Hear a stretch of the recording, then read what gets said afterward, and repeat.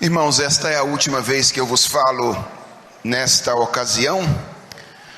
Como fiz da primeira vez, eu gostaria de manifestar a minha profunda gratidão pelo convite que me foi feito, ao reverendo Anderson e ao conselho da igreja, pelo privilégio que me dão de participar das comemorações dos 114 anos da igreja presbiteriana aqui em Manhuaçu.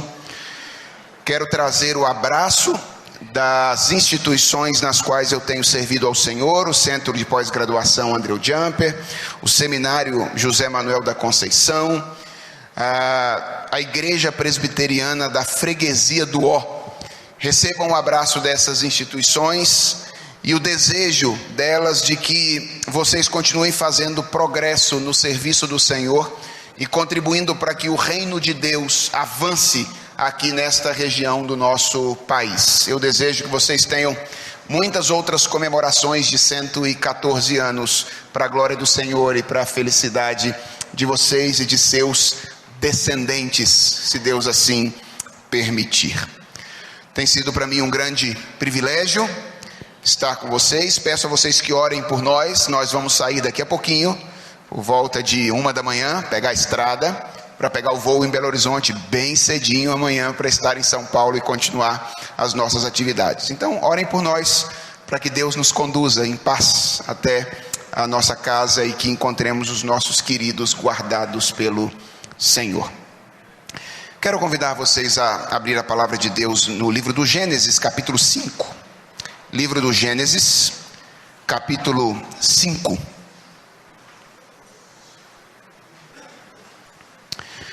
E eu vou ler com vocês os versos 18 a 24. Gênesis, capítulo 5, versículos 18 a 24. Eu farei a leitura da palavra do Senhor, depois nós vamos orar e então proceder à exposição da Escritura Sagrada. Gênesis, capítulo 5, é isso mesmo, é um trecho da genealogia de Adão. Gênesis 5, versos 18 a 24.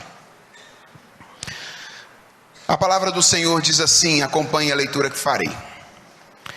Jered viveu 162 anos e gerou a Enoque. Depois que gerou a Enoque, viveu Jered 800 anos e teve filhos e filhas. Todos os dias de Jered foram 962 anos e morreu. Enoque viveu 65 anos e gerou a Metusalém. Andou Enoque com Deus, e depois que gerou a Metusalém, viveu 300 anos e teve filhos e filhas. Todos os dias de Enoque foram 365 anos. Andou Enoque com Deus e já não era, porque Deus o tomou para si. Vamos fechar os nossos olhos e falar com Deus mais uma vez. Senhor, nós estamos diante da Tua palavra mais uma vez, diante de um texto pouco explorado por nós, o trecho de uma genealogia, mas que nós cremos ser a Tua bendita palavra, e nós queremos ser instruídos pela Tua palavra nesta noite, queremos ouvir a Tua voz. Senhor, na verdade é mais do que isso. Isso não é apenas o que queremos, isso é o que precisamos, porque a Tua palavra diz que nós não vivemos exclusivamente de pão, mas nós vivemos de toda a palavra que procede da boca do Senhor. Por isso, Deus, alimenta nossa alma nessa noite, fala conosco enquanto nós ouvimos a exposição da Tua palavra, que por trás da voz falha, trôpega, imperfeita do Teu servo, o Teu povo nesta noite ouça a doce voz de Jesus. É a oração que nós te fazemos em nome dele. Amém. Irmãos, a Bíblia está cheia de personagens desconhecidos, cuja vida e exemplo podem ser muito úteis para estimular-nos na nossa vida cristã. E Enoque é um deles. E é sobre esse personagem, Enoque, que eu gostaria de falar a vocês nessa ocasião. Eu gostaria de fazer isso imitando a abordagem de um de meus pregadores preferidos, um pregador paquistanês que exerce o seu ministério no país de Gales, um homem chamado Stuart Olyott, que aborda esta passagem fazendo a ela basicamente 5 perguntas diferentes. Quem foi Enoque? O que Enoque fez? Quando é que Enoque fez isso? Por que Enoque fez isso? E para onde isso que Enoque fez o conduziu? Então Stuart Olyott olha para essa passagem e para a vida de Enoque e a aborda com essas 5 perguntas que vão nos guiar na reflexão dessa noite. Quem foi Enoque? O que ele fez? Quando ele fez isso? Por que ele fez isso? E para onde isso o conduziu? Então vamos para a primeira pergunta. Afinal de contas, quem foi esse homem chamado Enoque? Existem pelo menos 4 pessoas diferentes com esse nome no livro de Gênesis. Existe um personagem que é filho de Caim, está no capítulo 4, ele se chama Enoque. Existe um neto de Abraão no capítulo 25 de Gênesis, que também se chama Enoque. No capítulo de número 46 de Gênesis, há um outro Enoque que é filho de Ruben. E existe este Enoque do capítulo 5, que é filho de Jared. Nós temos pouquíssimas informações a respeito de quem foi este homem. Na verdade, tudo que nós temos de Enoque é esta passagem que nós lemos, mais um trechinho de um sermão dele que está na epístola de Judas, lá no Novo Testamento. Mas o que nós sabemos a respeito deste personagem bíblico, Enoque, é suficiente para nós tratarmos Enoque como um grande exemplo de fé, capaz de nos inspirar na nossa vida cristã. Se não, considere um pouco o contexto anterior e posterior da passagem que nós estamos estudando nesta ocasião. O que é que acontece em Gênesis capítulo 3? Você se lembra o que acontece em Gênesis 3? Gênesis 3, nós temos um dos capítulos mais tristes de toda a escritura. O homem vira as costas para Deus, e por causa da quebra da comunhão com Deus, a humanidade passa a experimentar toda a sorte de males que nós conhecemos na nossa experiência. Você quer um exemplo do que aquilo que aconteceu em Gênesis 3 fez com a humanidade? Então basta você considerar o que temos no capítulo 4. O que é que nós temos no capítulo 4? O primeiro, homicídio. Um irmão se volta contra outro irmão e tira a sua vida. Caim mata Abel, porque quando o relacionamento do homem com Deus é rompido, então o relacionamento do homem com o seu semelhante é afetado pela quebra da comunhão com Deus. Os capítulos 3 e 4 de Gênesis, portanto, são capítulos tristes, são capítulos escuros da história da humanidade. O que é que acontece no capítulo 6? Você se lembra? Nós pulamos agora o capítulo 5. E o que acontece no capítulo 6? No capítulo 6, nós temos o início da história de Noé. E ali no capítulo 6, nós temos um dos versículos mais tenebrosos de toda a escritura sagrada. O verso de número 5, que diz: viu o Senhor que a maldade do homem se havia multiplicado na terra, e que era continuamente mal todo o desígnio do seu coração. Essa é uma frase terrível, essa é uma frase tétrica, que explica a razão pela qual veio posteriormente o dilúvio e toda a extinção da raça humana, excetuando a família da aliança, a família de Noé. O Os capítulos 3 e 4, portanto, de Gênesis são absolutamente obscuros, são tristes. Os capítulos 6, 7 e 8 de Gênesis são absolutamente obscuros, são absolutamente tristes. Mas o que eu quero que você perceba é que no capítulo 5, no meio de toda essa escuridão, nós temos uma estrela solitária. Nós temos um homem que brilha no meio de toda essa escuridão dos capítulos 3 e 4, 6, 7 e 8 do livro de Gênesis. E é por isso que Enoque pode nos ser um grande exemplo de fé, um grande exemplo de vida cristã. É que Enoque nos lembra que por mais que nós não sejamos muito dotados, por mais que nós não tenhamos muitas qualidades, por mais que o nosso nome não seja inscrito na história, por mais que as pessoas nunca falem muito de nós, as trevas ao nosso redor não precisam ser completas, porque nós podemos brilhar como uma estrela se refletirmos a luz de Jesus Cristo em um mundo que jaz em trevas. Essa é a verdade que nos ensina Enoque. No meio de um momento triste, obscuro da história da humanidade, nós encontramos este farol, nós encontramos esta estrela solitária a brilhar no meio de um tempo de escuridão. Então este é Enoque, uma estrela solitária, um farol a brilhar no meio de um tempo de escuridão. Agora, por que Enoque é um farol? Isso tem a ver diretamente com a segunda pergunta que nós precisamos responder a respeito de Enoque. O que Enoque fez? Antes de encarar aquilo que Enoque fez, vamos dar uma olhada naquilo que as outras pessoas estavam fazendo na época de Enoque. Dê uma olhada no versículo 20 do capítulo 4 do livro de Gênesis.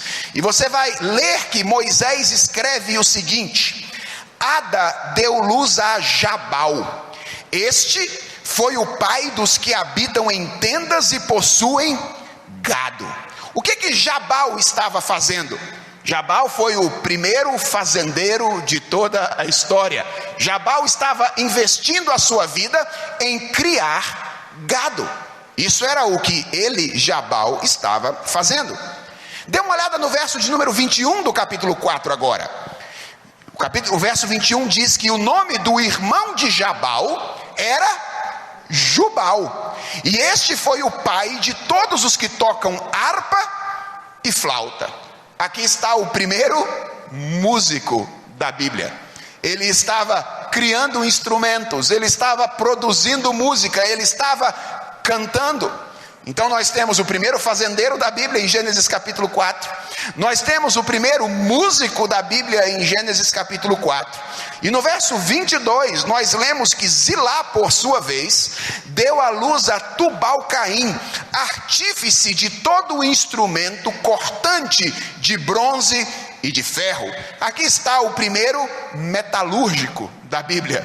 Foi isso que ele fez. Ele investiu a sua vida em desenvolver esta área da cultura humana. Irmãos, isto era o que as pessoas estavam fazendo na época de Enoque. Elas estavam, cada uma delas, investindo as suas vidas numa diversidade de atividades temporais. E a pergunta é: enquanto as pessoas estavam fazendo isso, o que Enoque estava fazendo? No que Enoque estava investindo a sua vida? E os versos 22 e 24 do texto que nós lemos, Gênesis capítulo 5, começam exatamente com a mesma expressão: andou Enoque com Deus. E essa repetição dos versos 22 e 24 não está aqui por acaso. O propósito dessa repetição é dirigir os nossos olhos para o fato de que, enquanto todas as pessoas estavam investindo as suas vidas em alguma atividade temporal e ficaram conhecidos por elas como o primeiro fazendeiro da história, o primeiro músico da história, o primeiro metalúrgico da história, Enoque estava investindo a sua vida em andar com Deus. Afinal de contas, o que é que isso significa? Preste atenção na preposição que Moisés usa aqui. Ele diz que Enoque andou com Deus. Essa não é definitivamente uma expressão comum na Bíblia. Por exemplo, a Bíblia diz sobre Abraão que Deus convidou Abraão a andar na frente dele. Deus disse a Abraão: ande adiante de mim. Sobre Israel, a Bíblia diz que Israel foi convidado para andar atrás dele. Ande após mim. Mas a respeito de Enoque, é dito que Enoque andou com Deus. Nós sabemos exatamente o que isso significa, porque na nossa cultura é assim, uma pessoa com a outra, que pessoas que têm intimidade andam. Aliás, se você quer saber quando é que o seu casamento está começando a perder intimidade, é quando você já não anda no shopping ou em algum lugar com as mãos dadas um com o outro. Quando já sai um saindo correndo na frente, outro saindo correndo atrás, é porque alguma coisa pode, eu não estou dizendo que sempre está, mas alguma coisa pode começar a estar ficando errada, porque andar ao lado de mãos dadas é um símbolo, é um sinal de intimidade, é um sinal de amor. É assim que pessoas que se amam, que são casadas, costumam andar. Quando a Bíblia diz, portanto, que Enoque andou com Deus, o que ela está dizendo é que Enoque investiu os esforços da sua vida em tornar-se um amigo de Deus. Ele dedicou o seu tempo por tornar-se um amigo de Deus. Ele dedicou a sua energia, ele dedicou os seus recursos na criação de intimidade com Deus. E preste atenção, Enoque não fez isso como se isso fosse um peso para ele, como se isso fosse algo difícil para ele.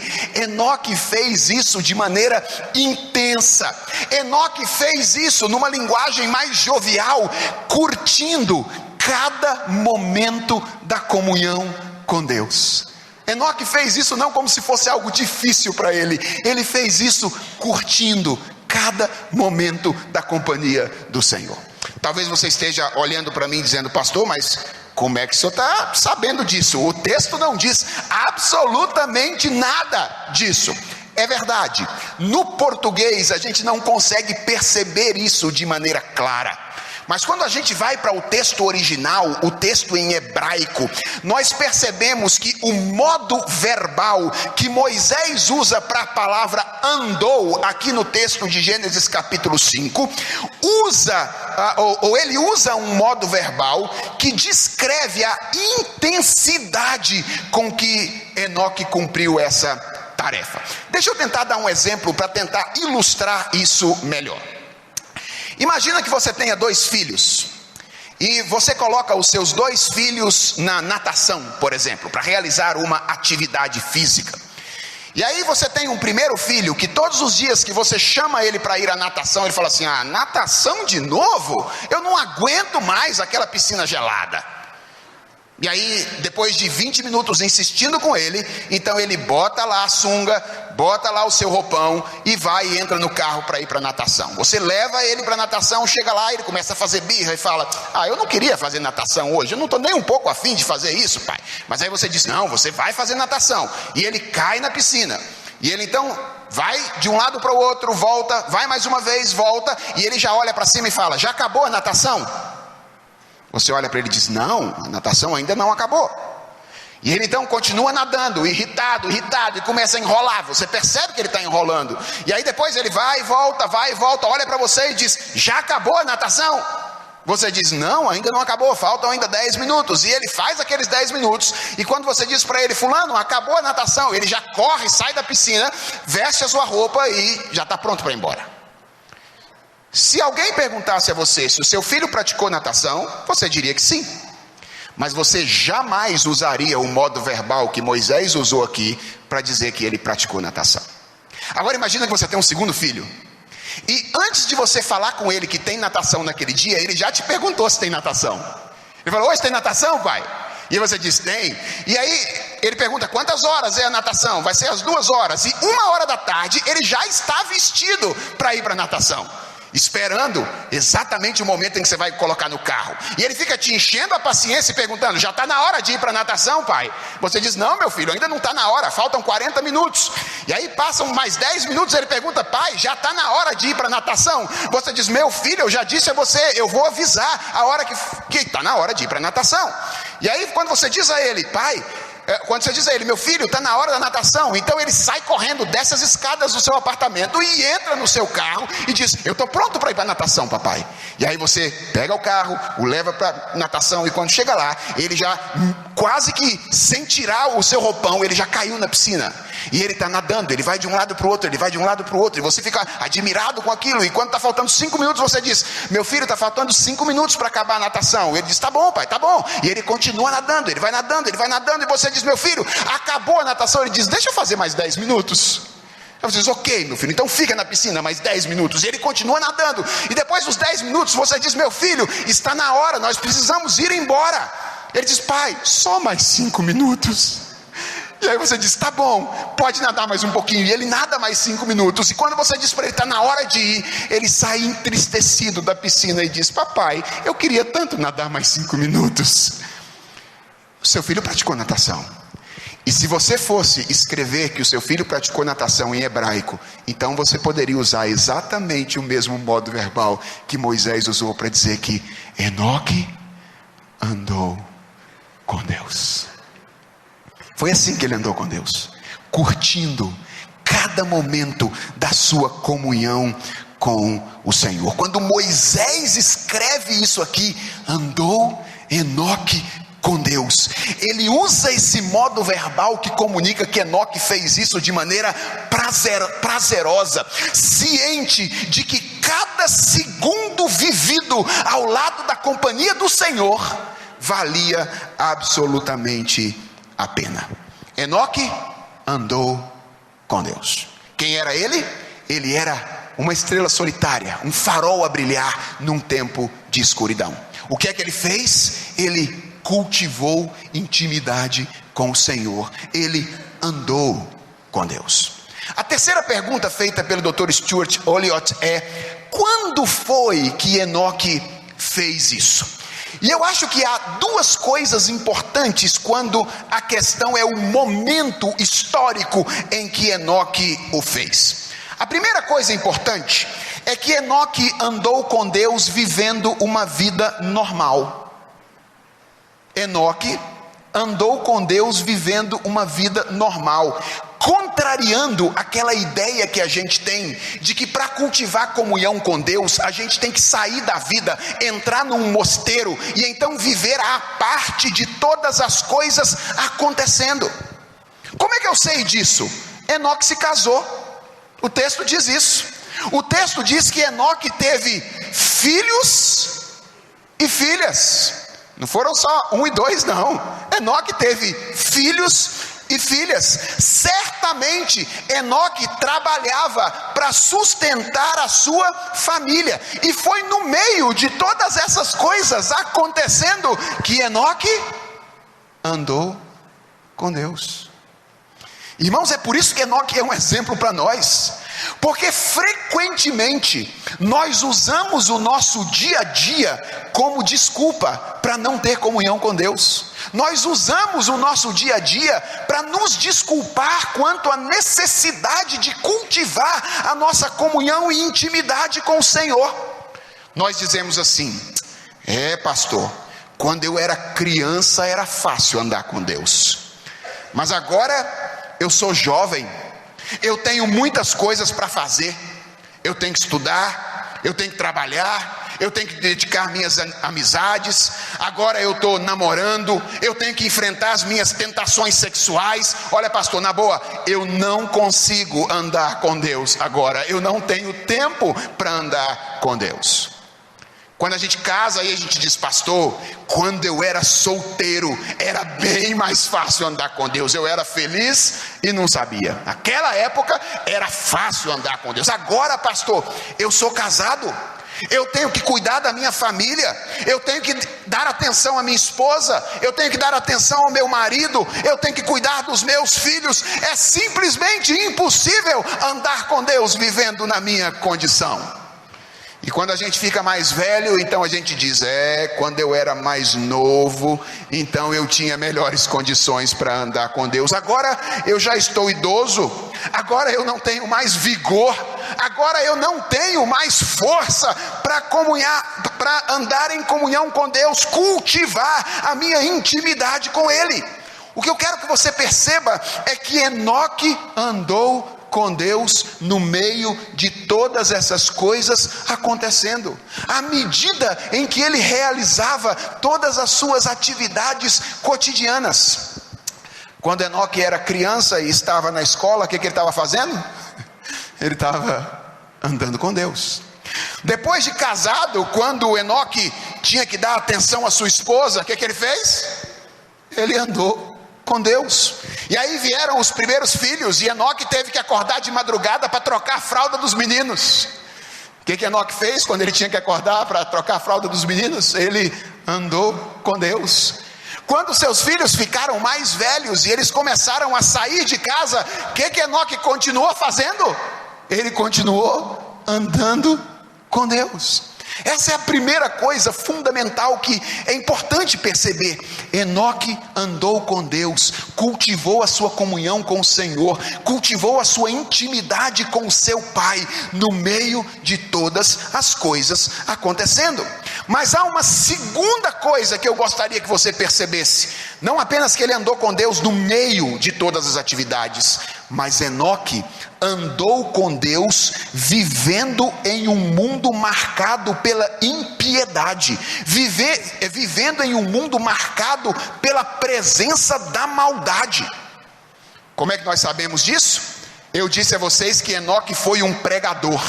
A gente não fica sabendo disso em Gênesis capítulo 5, mas quando a gente vai para a epístola de Judas, abra sua Bíblia lá, na epístola de Judas, que é a penúltimo livro do Novo Testamento, então nós encontramos uma pérola do autor de Judas, que é um trecho de uma profecia ou de um sermão de Enoque. Enoque era um pregador. Judas, versículos 14 a 16. Eu vou fazer a leitura do texto, e eu gostaria que você prestasse atenção em qual é a palavra que mais se repete no texto que eu vou ler do sermão de Enoque.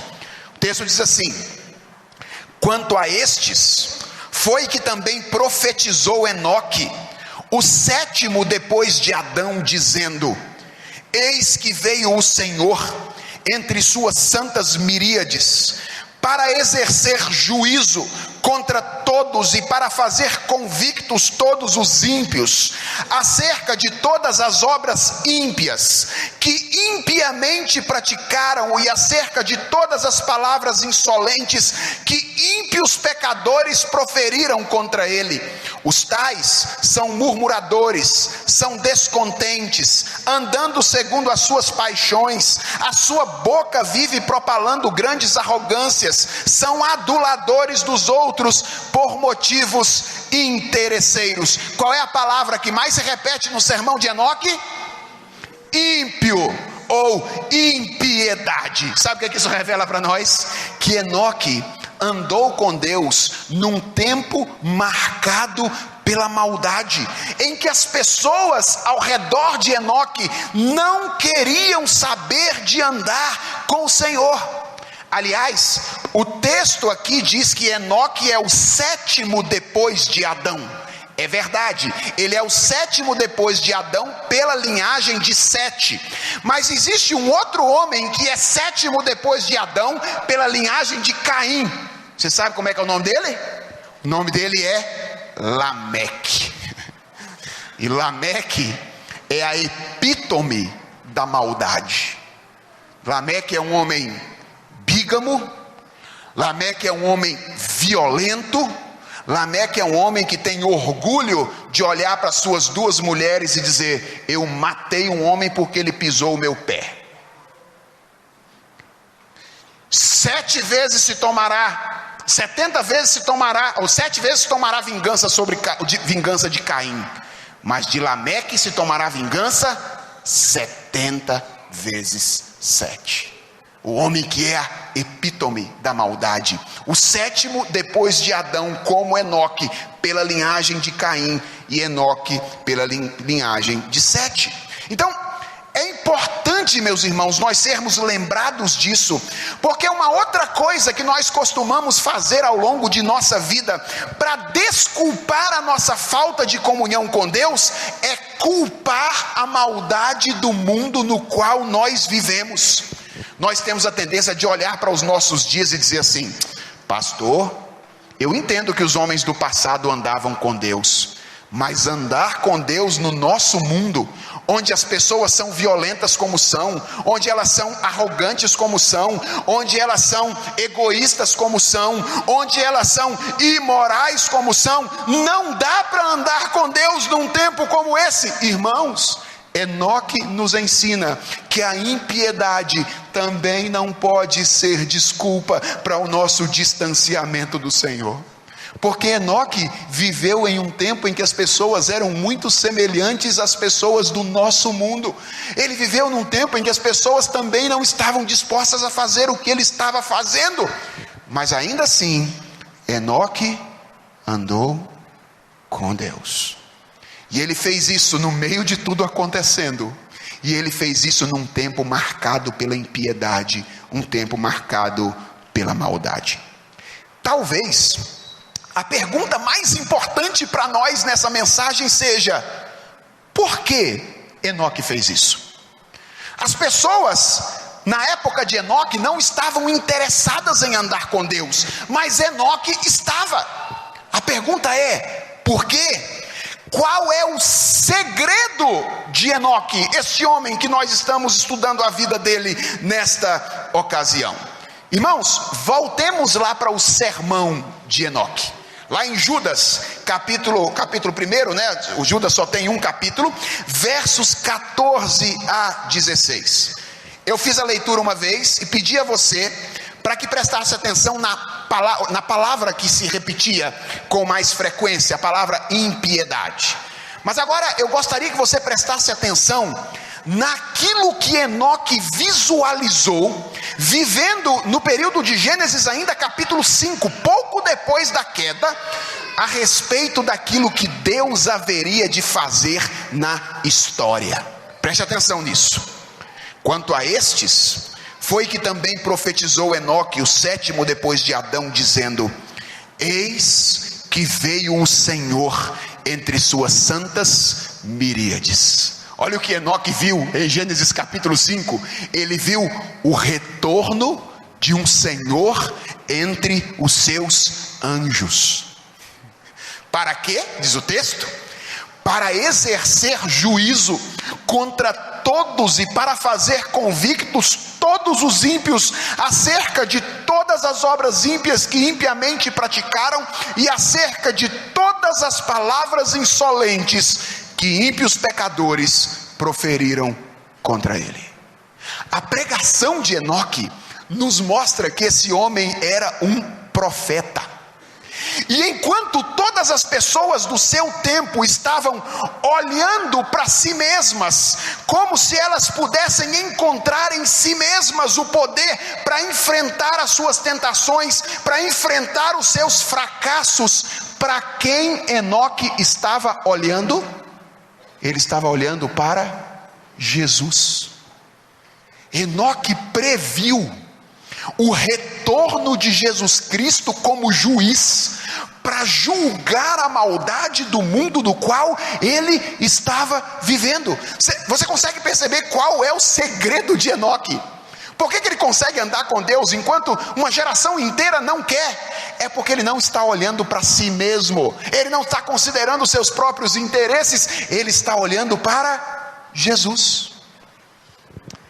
Quando Paulo quer orientar Timóteo sobre a maneira correta como ele deveria exercer o seu ministério, você lembra como é que Timóteo faz isso? Ou Paulo faz isso? Ele faz dizendo: Timóteo, lembre-se de Jesus, e este crucificado. É Jesus que dá força para alguém exercer o seu ministério. Quando o escritor da carta aos Hebreus quer estimular a igreja que está correndo o risco de desânimo a continuar correndo a carreira cristã, você lembra como é que o autor da epístola aos Hebreus diz que a gente tem que correr? Com os olhos postos em Jesus, o autor e o consumador da nossa fé. Por que Enoque conseguiu cultivar comunhão com Deus no meio de tudo acontecendo, no meio de um mundo ímpio? Porque Enoque não estava considerando as suas próprias condições, mas porque ele estava esperando em Jesus Cristo. Enoque considerou a encarnação de Jesus. Enoque viu a morte de Jesus. Enoque viu a ressurreição de Jesus. E Enoque profetizou a respeito da sua segunda vinda em poder e glória como reto juiz, para colocar todas as coisas no seu devido lugar na eternidade. E foi o poder da visão de Jesus Cristo que fez com que Enoque, no meio de tudo acontecendo e no meio de uma sociedade marcada pela maldade, andasse com Deus, enquanto todo mundo não queria fazer. Você entende por que Enoque é um exemplo para nós? Porque ninguém consegue andar com Deus nas suas próprias forças. Talvez essa seja a grande dificuldade nossa, é porque a gente tem a ideia, a impressão de que Jesus é muito importante para quem ainda não se converteu. Nós temos a ideia de que nós precisamos de Jesus uma vez na vida, quando a gente se converte dos nossos pecados e então somos salvos. Mas depois disso a gente diz: agora eu tenho que andar por minha conta, agora eu tenho que dar os passos com as minhas próprias pernas.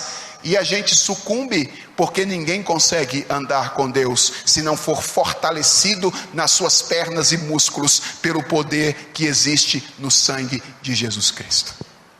É por isso que Enoque é exemplo para nós. É porque ele entendeu que só tinha um jeito de continuar a caminhada com o Senhor Jesus Cristo nesse mundo, ou com o Senhor Deus Pai nesse mundo, se ele andasse ao lado do Senhor e Salvador Jesus Cristo. Irmãos, deixa eu dizer algumas coisas solenes a vocês nessa noite, com muita seriedade, mas com muito amor. Oração não te aproxima de Deus. Estranho, né? Eu vou repetir. Oração não te aproxima de Deus. Oração simplesmente não. Mas a oração que você faz em nome de Jesus, na dependência da vontade de Jesus, e como uma expressão de sua submissão à vontade dele, essa te aproxima de Deus. Eu conheço muita gente que orou muito a vida toda, mas isso não segurou a pessoa na sua vida cristã. Por quê?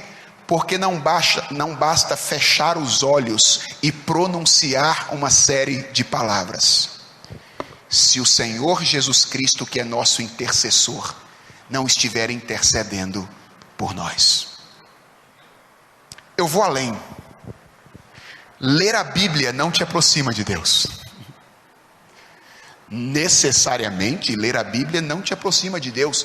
Eu conheço muita gente que leu a Bíblia.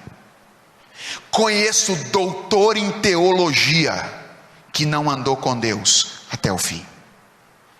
Porque leitura da Bíblia não te aproxima de Deus necessariamente. A Bíblia diz que até o diabo conhece a Bíblia. Não diz? Até o diabo conhece a Bíblia. Aliás, ler a Bíblia simplesmente não te aproxima de Deus.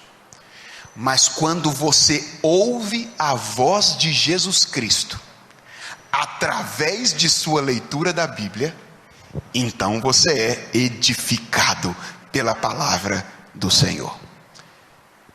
Vida de igreja não te aproxima de Deus. Eu estou falando sério. A Bíblia diz que existe trigo, mas a Bíblia diz também que existe joio. A Bíblia é muito clara em dizer que não é todo mundo que está na igreja que vai estar com o Senhor na eternidade. Aliás, Jesus Cristo disse de maneira muito clara que naquele dia um grupo de pregadores haveria de dizer: mas Senhor, em teu nome nós expulsamos demônios, mas Senhor, em teu nome nós fizemos sinais e prodígios, e que ele, Jesus Cristo, haveria de olhar para essas pessoas e dizer: eu não conheço vocês. Estavam na igreja, viviam vida de igreja, mas não estavam perto de Jesus. Vida de igreja não te aproxima de Deus, mas a comunhão com Jesus Cristo, no meio do povo que foi chamado por Ele, isso sim aproxima você do Senhor Deus e Pai, porque Jesus Cristo é tudo aquilo de que nós precisamos para andar com Deus. Vocês se lembram do que Ele falou um dia? Ele disse: ninguém conhece o Pai senão o Filho. Ele olhou para os seus discípulos e disse: vocês acham que vocês podem ter uma relação com Deus sem intermediário? Ele diz: ninguém conhece o Pai senão o Filho, e aquele a que o Filho o quiser revelar. Por que Enoque andou com Deus? Porque ele viu Jesus, porque os seus olhos estavam postos em Jesus, porque ao invés de considerar as suas fraquezas, as suas dificuldades e tentar caminhar por conta própria, ele andou na dependência inteira da companhia do Senhor Jesus Cristo. Quem era Enoque? Um farol a brilhar em tempo de escuridão. O que ele fez? Ele andou com Deus, curtindo cada momento da comunhão com o Senhor. Quando ele fez isso? Ele fez isso no meio de tudo acontecendo. Ele fez isso no mundo mau. Por que ele fez isso? Porque ao invés de olhar para si mesmo e tentar viver a vida espiritual por conta própria, ele viveu a vida espiritual com os olhos postos em Jesus Cristo, o autor e consumador da sua fé. Mas há ainda uma quinta pergunta com a qual nós encerramos a nossa reflexão nesta ocasião. Para onde isso conduziu Enoque? Para onde a opção de Enoque ao longo de sua vida levou esse homem? Irmãos, leia depois a genealogia de Adão inteira, o capítulo 5 inteiro na sua casa, e você vai perceber que existe uma quebra dramática na narrativa de Gênesis 5. O texto de Gênesis 5 segue uma estrutura comum, ele segue um padrão: fulano viveu, fulano gerou e fulano morreu. Esse é o padrão: fulano viveu, fulano gerou, fulano morreu. Viveu, gerou, morreu. Viveu, gerou, morreu. Viveu, gerou, morreu. Até que chega em Enoque. E aí nós encontramos algo diferente. Acerca de todos os homens é dito: ele viveu, gerou e morreu. Mas a narrativa de Enoque termina dizendo: e Enoque já não era, porque Deus o tomou para si. Enoque não conheceu a morte. Não conheceu a morte. Deus teve tanto prazer na vida de Enoque, que ele tirou Enoque antes que ele morresse. Ele o tomou para si. Charles Spurgeon, pregando sobre esta passagem, disse certa vez de forma belíssima que, abre aspas, andar com Deus foi tão doce durante 3 séculos que o patriarca continuava andando até que andou além do tempo e do espaço, e andou até o paraíso, onde ele continua na presença de Deus.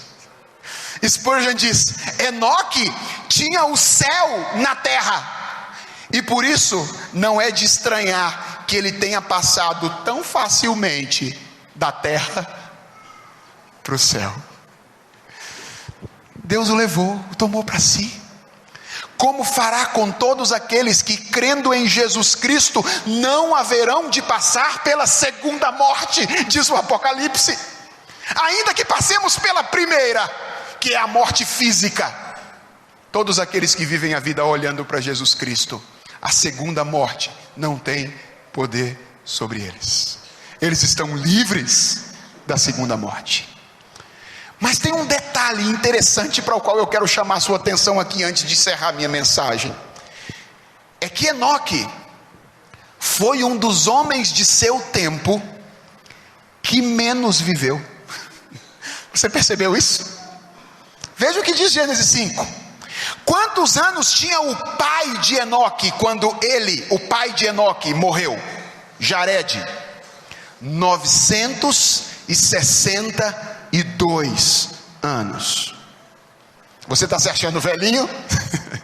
Jared teve 962 anos. Quantos anos tinha o filho de Enoque, Metusalém, quando ele morreu? 969 anos. E quantos anos tinha Enoque quando ele deixou essa terra? 365 anos. Talvez Deus tenha feito isso para você se lembrar de Enoque todos os dias do ano. 365 anos. É a mesma coisa que o seu pai tivesse vivido 80 anos, o seu filho fosse viver 81 anos, mas você saísse do mundo com 37 anos de vida. Proporcionalmente, é como se o seu pai vivesse 80, o seu filho vivesse 81, mas você vivesse 37. Sabe o que significa isso, meus irmãos? Que para o Senhor, o que importa não é o quanto você vive. Para o Senhor, o que importa é como você vive. Deus não nos mede assim com fita métrica. Deus nos pesa como em uma balança. E todos aqueles que uma vez pesados, diz a palavra de Deus, demonstraram ter andado com os olhos postos em Jesus, podem desfrutar da certeza que eu já mencionei a vocês, de que ainda que enfrentem a primeira morte, estão livres de uma vez por todas da segunda. Porque o que diz a palavra de Deus? Que o salário do pecado é a morte, mas que o dom gratuito de Deus é a vida eterna em Cristo Jesus, o nosso Senhor. Depois de ouvir a história de Enoque, uma menina de 6 anos escreveu uma pequena história com a qual eu quero encerrar a minha reflexão nessa noite. Ela disse assim: Deus tinha um amigo, ele se chamava Enoque. Todos os dias, Deus e Enoque saíam para passear. Eles tinham muito que conversar. Então, Enoque andou com Deus. Eles viram os passarinhos, as flores, eles viram as cabras e as crias das cabras, até que de repente Enoque ficou assustado e disse: Senhor, nós andamos tão longe, lá está a sua casa, mas como é que eu vou descobrir o caminho de volta para a minha? Então o Senhor lhe disse: bem, Enoque, um dia ou outro você virá para morar comigo, não é mesmo? Por que não agora? E Enoque já não era, porque Deus o tomou para si. Que o exemplo deste homem impacte a nossa vida e nosso coração, para que nós sejamos faróis, luzeiros, a brilhar num mundo onde a escuridão habita, com os olhos postos em Jesus Cristo e a certeza de que todos aqueles que caminham com Ele haverão de herdar a vida eterna com o Senhor. Que Ele nos abençoe. Amém.